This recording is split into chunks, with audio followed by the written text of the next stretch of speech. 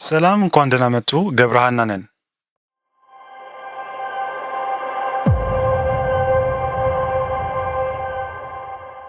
በአንድ ወር ጊዜ ውስጥ የኢትዮጵያ መንግስት ሁለት አበይት እርምጃዎችን ወስዷል። በአንድ በኩል የመንግስት የልማት ድርጅት በቀጥታ ወደ ቢትኮይን ማምረት መግባቱን ይፋ ሲደረግ፣ በሌላ በኩል ደግሞ ዜጎች በኢትዮጵያ ብር ክሪፕቶ እንዳይገበያዩ ጥብቅ ክልከላ ጥለዋል። በባይናንስ፣ በቴሌግራም ወይም ከሰው ወደ ሰው በሚደረግ ልውውጥ ክሪፕቶ መግዛት ሆነ መሸጥ በህግ እንደሚያስቀጣ ይፋ አድርጓል። መንግስት ለራሱ የፈቀደውን ቴክኖሎጂ በዜጎች ላይ ማገዱ የፖሊሲውን መሰረታዊ ዓላማ እንድንጠይቅ ያደርገናል። ይህ ቪዲዮ ውሳኔውን የሚደግፉና የሚቃወሙ መከራከሪያዎች በመረጃ ይፈትሻል። እስካሁን ማረጋገጥ ያልቻልናቸውን ክፍተቶች ያሳያል። የእነዚህ እርምጃዎችን አንድምታ መመዘን ግን የእናንተ ፈንታ ይሆናል።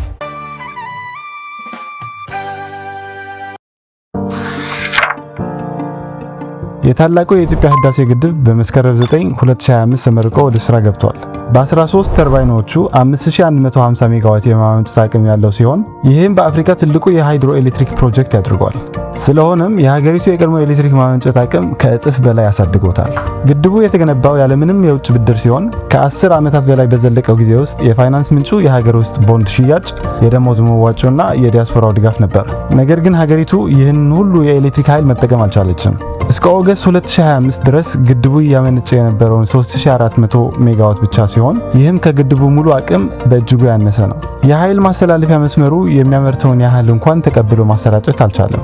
ቢቢሲ አፍሪካ የኢትዮጵያ ኤሌክትሪክ ኃይል መረጃ ዋቢ አድርጎ እንደዘገበው 57 ሚሊዮን የሚሆኑ ኢትዮጵያውያን አሁንም ቢሆን የኤሌክትሪክ መስመር ተጠቃሚ አይደሉም። በገጠር አካባቢዎች የሚስተዋለው የኃይል መቆራረጥ የቀጠለ ሲሆን የኢንዱስትሪው ዘርፍ የኃይል ፍላጎትም ቢሆን የሚፈለገውን ያህል በፍጥነት አላደገም። የቢትኮይን ማይነሮች ይህንን ጥቅም ላይ ያልዋለ የኃይል ክምችት ብለው ይጠሩታል። እንደ አውሮፓውያን አቆጣጠር በ2021 ቻይና የቢትኮይን ማይኒንግ ካገረች በኋላ ከ2022 ጀምሮ በዋናነት በቻይናውያን የሚደገፈውን የውጭ ማይኒንግ ኩባንያ አንድ አይነት ሀሳብ ይዘው ወደ ኢትዮጵያ መግባት ጀመሩ። ሀሳቡም ለኢትዮጵያ ኤሌክትሪክ ኃይል ኮርፖሬሽን በዶላር መክፈል፣ ትርፍ ኤሌክትሪኩን ደግሞ መውሰድ የሚል ነበር። በ2024-25 በጀት ዓመት የቢትኮይን ማይኒንግ ዘርፍ ጉልህ የገቢ ርዕስ መሆን ችሏል። የኢትዮጵያ ኤሌክትሪክ ኃይል ኮርፖሬሽን ዋና ስራ አስፈጻሚ አቶ አሸብር ባልቻ በያዝነው ዓመት ከዳታ ማይኒንግ ስራዎች 220 ሚሊዮን ዶላር ገቢ መገኘቱን የገለጹ ሲሆን ይህም ብር ሜትሪክስ እንዳመለከተው ከድርጅቱ አጠቃላይ የኤሌክትሪክ ሽያጭ ገቢ 18 በመቶ ገደማ ይሸፍናል። ከዚያም በጃንዋሪ 2026 ፖሊሲው ሌላ መልክ ያዘ።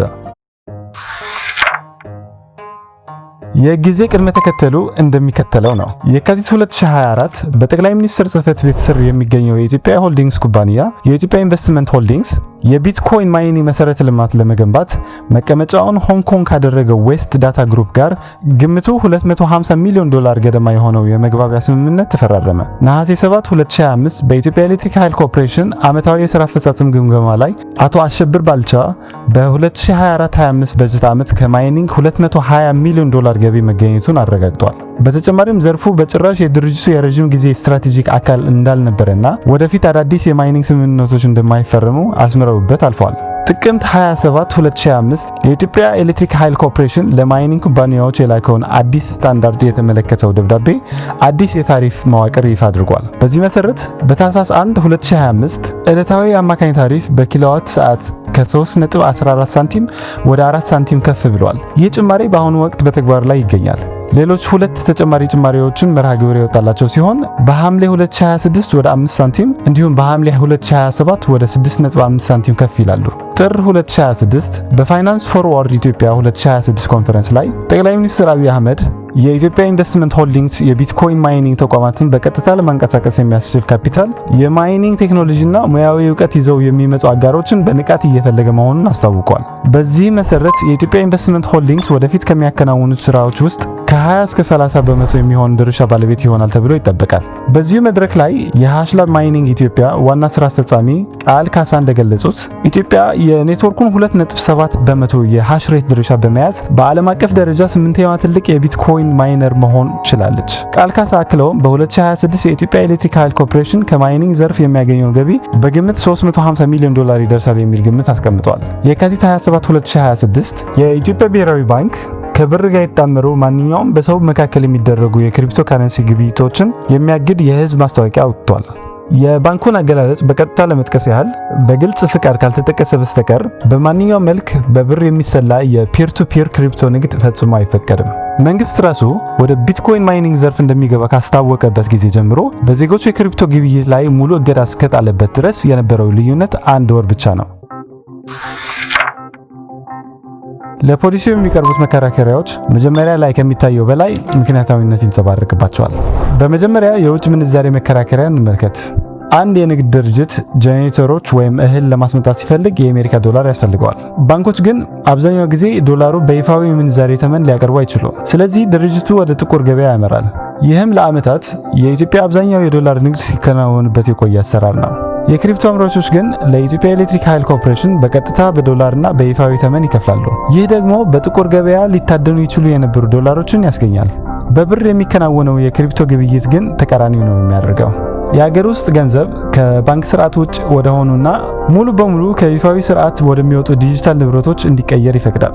በመሆኑ አንደኛውን ማበረታታትና ሌላኛው መገደብ የተለመደ የገንዘብ አስተዳደር መመሪያ ነው። ሁለተኛ መከራከሪያ ጥቅም ላይ ሳይውል ስለሚባክነው የኃይል አማራጭ የሚያነሳው ነው። የኤሌክትሪክ ኃይል ማስተላለፊያ መስመሩ የህዳሴውን ግድብ የማመንጨት አቅሙ ሙሉ በሙሉ መሸከም እስከሚችል ድረስ የተረፈውን ኃይል ሌላ መሄጃ የለውም። የክሪፕቶ ካረንሲ ማይነሮች ደግሞ ይህን የተረፈ ኃይል በመጠቀም ክፍያቸው በዶላር ይፈጽማሉ። የኢትዮጵያ ኤሌክትሪክ ኃይል ኮርፖሬሽን የገበያ ማስታወቂያ ዳይሬክተር የሆኑት ህይወት እሸቱ ይህን ሂደት ዊን ዊን የሆነ አሰራር ሲሉ ይገልጹታል። የክሪፕቶ ካረንሲ ማይነሮች የውጭ ኢንቨስትመንት ዶላር ይዘው ይመጣሉ። ተቋሙ ደግሞ ከእነሱ የሚያገኘውን ገቢ የኃይል ማስተላለፊያ መስመሩን ለማስፋፋት ይጠቀምበታል። የተቋሙ ዋና ስራ አስፈጻሚ አቶ አሸብር ባልቻ እንደገለጹት ከክሪፕቶ ማይኒንግ ስራ የሚገኘው ገቢ በኃይል ማስተላለፊያና ማከፋፈያ መስመሮች ላይ መልሶ ኢንቨስት እየተደረገ ሲሆን በ2024-25 በሺዎች የሚቆጠሩ ኪሎ ሜትሮች የሚረዝሙ አዳዲስ የኃይል መስመሮች መዘርጋታቸውን ገልጿል። ሶስተኛው መከራከሪያ የጊዜያዊ ድልድል ሀሳቡን የሚያነሳ ነው። የኢትዮጵያ ኤሌክትሪክ ኃይል ኮርፖሬሽን ይህ የክሪፕቶ ማይኒንግ ስራ በቋሚነት እንዲቀጥል ታስቦ እንዳልተጀመረ በግልጽ አስታውቋል። አቶ አሸብር ባልቻ በነሐሴ 2025 በተደረገው የግምገማ መድረክ ላይ እንደገለጹት ዘርፉ ለአጭር ጊዜ የውጭ ምንዛሬ ማስገኛ ተደርጎ የተወሰደ ሲሆን የሀገር ውስጥ የኃይል ፍላጎትና ስትራቴጂካዊ ኢንዱስትሪዎች እያደጉ ሲሄዱ ስራው ቀስ በቀስ እንዲቆም ይደረጋል ሲሉ ገልጿል። በታህሳስ 2025 የታሪፍ ዋጋውን በ1/3 ገደማ ያሳደገውን በመጪው ሐምሌ እንዲሁም በሚቀጥለው ዓመት ተጨማሪ ጭማሪ የሚያደርገውን አዲስ የታሪፍ መርሃ ግብር ይህንን ከዘርፉ የመላቀቅ የመውጫ ዕቅድ የሚያሳይ መሆኑን ያመለክታል። እያንዳንዱ የትርፍ ጭማሪ የክሪፕቶ ማይነሮች የትርፍ ህዳግ እያጠበበ ይሄዳል። አራተኛው መከራከሪያ የፒር ቱ ፒር እገዳውን ተጠቃሚዎችን ለመጠበቅ ነው የሚል ነው። በቴሌግራም ላይ ክሪፕቶ ገዝቶ ወይም ሽጦ የሚያውቅ ሰው ሂደቱን በደንብ ያውቀዋል። ብሩን ተቀብሎ የሚጠፋ ሻጭ፣ ከተስማሙበት ውጭ ሌላ ዋጋ የመጠየቅ አጋጣሚ ወይም ደግሞ ችግር ሲፈጠር አቤቱታ የሚያቀርቡበት ወይም ተጠያቂነት አለመኖሩን ያስቀምጣሉ። የብሔራዊ ባንክ ማሳሰቢያ በትክክል እነዚህ ነገሮችን ይዘረዝራል። የዋጋ አለመረጋጋት፣ የውጭ ምንዛሬ ማጭበርበርና ባንኮች በተለምዶ የሚያደርጉትን የደህንነት ጥበቃ አለመኖር። እገዳው እንደ ጊዜያዊ የተወሰደ ሲሆን ይህም መንግስት ይፋዊ መመሪያ እስከሚያወጣ ድረስ ተጠቃሚውን ለመጠበቅ ታስቦ ነው። ብሔራዊ ባንክም በህግ ማዕቀፍ ዙሪያ ከዓለም አቀፍ አጋር ተቆጣጣሪ ተቋማት ጋር እየመከረ መሆኑን አስታውቋል። በመጀመሪያ ስለ ራሱ ተቃርኖ እንመልከት። ክሪፕቶ ከረንሲ ዜጎች በብር እንዳይነኩት እስከ መከልከል የሚደርስ አደገኛ ነገር ከሆነ መንግስት ከ1 ወር በፊት በዚሁ የንብረት አይነት ላይ ያለውን ቀጥተኛ ተሳትፎ ለምን አስፋፋ? ሁለቱም ፖሊሲዎች ዜጎችን ከክሪፕቶ ከረንሲ የሚጠብቁ አይደሉም። ይልቁንም ክሪፕቶ ከረንሲው ለመንግስት ብቻ እንዲሆን ከለላ የሚሰጡ ናቸው። ሁለተኛ ቁጥጥር በማድረግና ሙሉ በሙሉ በመከልከል መካከል ስላለው ልዩነት እንመልከት።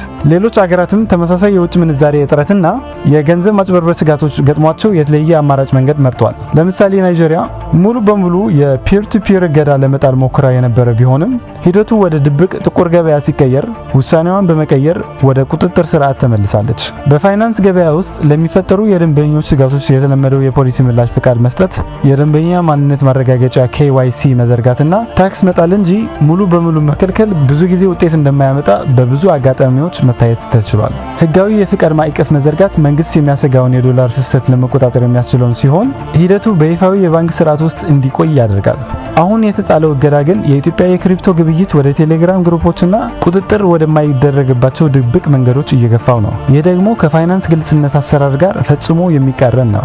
ሶስተኛ ጥቅም ላይ ሳይውል ስለሚባክነው የኃይል አማራጭ መከራከሪያ የአገልግሎት ዘመን እንመልከት። ይህ መከራከሪያ በራሱ በኢትዮጵያ ኤሌክትሪክ ኃይል ኮርፖሬሽን የዋጋ ውሳኔዎች ምክንያት ዋጋ ያጣል። ቴክፕሬሽን እንደዘገበው ተቋሙ ያወጣውን የታሪፍ ጭማሪ መርሃ ግብር የታህሳሱ ጭማሪ ተግባራዊ እየተደረገ ሲሆን የሐምሌ 2026 እና 2027 ጭማሪዎች ወደፊት የሚተገበሩ ናቸው።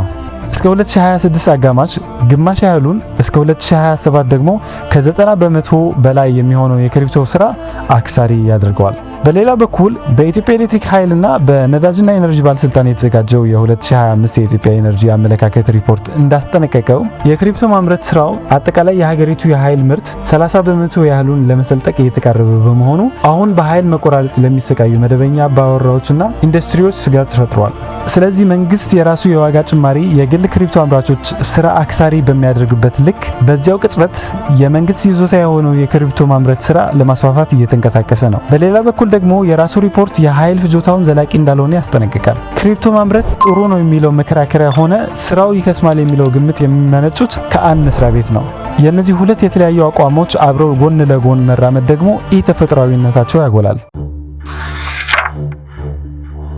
ማወቅም ሆነ ማረጋገጥ የምንችለው ነገር የራሱ የሆነ ድንበር አለው። ለ2026 የተያዘው የ350 ሚሊዮን ዶላር ትንበያ ትክክለኛነት አጠያያቂ ነው። ከኢትዮጵያ ኤሌክትሪክ ኃይል ኮርፖሬሽን ወይም ከብሔራዊ ባንክ ሳይሆን በኢትዮጵያ የሃሽ ላብ ማይኒንግ ዋና ስራ አስፈጻሚ ከሆኑ ከቃል ካሳ በፋይናንስ ፎርዋርድ ኮንፈረንስ ላይ ካቀረቡት መረጃ ነው። ከዚህም ባሻገር የኢትዮጵያ ኤሌክትሪክ ኃይል ኮርፖሬሽን የሚያደርገው የታሪፍ ጭማሪ ትክክለኛውን ገቢ ከተተነበየው መጠን በታች ሊያወርደው ይችላል። የኢትዮጵያ ኢንቨስትመንት ሆልዲንግስ በመንግስት የክሪፕቶ ማምረት ስራ ላይ ወስዷል ያለው ከ20 እስከ 30% ድርሻ ወደ ተግባር ስለመቀየሩ ወይም የውጭ አጋሮች ህጋዊ ስምምነት ስለመፈረማቸው የምናውቀው ነገር የለም። ከባንክ ስርዓት ውጭ የሚደረገው የፒር ቱ ፒር ቀጥተኛ ልውውጥ እገዳ በተራ ዜጎች ላይ ምን ያህል በጥብቅ እንደሚተገበር አናውቅም። የኢትዮጵያ ኤሌክትሪክ ኃይል ኮርፖሬሽን ዋና ስራ አስፈጻሚ አቶ ባልቻ እንዳሉት ከክሪፕቶ ማምረት የሚገኘው ገቢ በእርግጥ የኤሌክትሪክ መረቡን ለማስፋፋት እየዋለ ስለመሆኑ ወይም ወደ ኃይል ማስተላለፊያ መሰረተ ልማት እየደረሰ ያለውን የገንዘብ ድርሻ በገለልተኛ አካል ማረጋገጥ ይቻል እንደሆነ የምናውቀው ነገር የለም።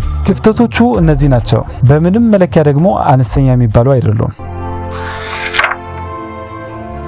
በአንድ ወር ጊዜ ውስጥ የኢትዮጵያ መንግስት ራሱ ቢትኮይን ማምረት ሲጀምር በዜጎች ላይ ደግሞ የግብይት እገዳ ጥሏል። በዚህ መነሻነት የፖሊሲው ደጋፊ ሀሳቦች፣ የተቃዋሚዎችን መከራከሪያዎችና እስካሁን ማረጋገጥ ያልቻልናቸውን ክፍተቶች አይተናል። ስለዚህ የመጨረሻው ጥያቄ ይሄ ነው። መንግስት ለራሱ የፈቀደው ቴክኖሎጂ በዜጋው ላይ ሲያገድ የእገዳው ዋና ዓላማ የብርን የመግዛት አቅም ማረጋጋትና ሸማቾቹን መጠበቅ ነው ወይስ መንግስትን?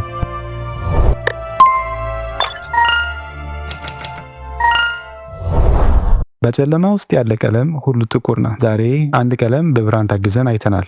በቀጣይ ቪዲዮ እስክንገናኝ ቸርን ሰንብት።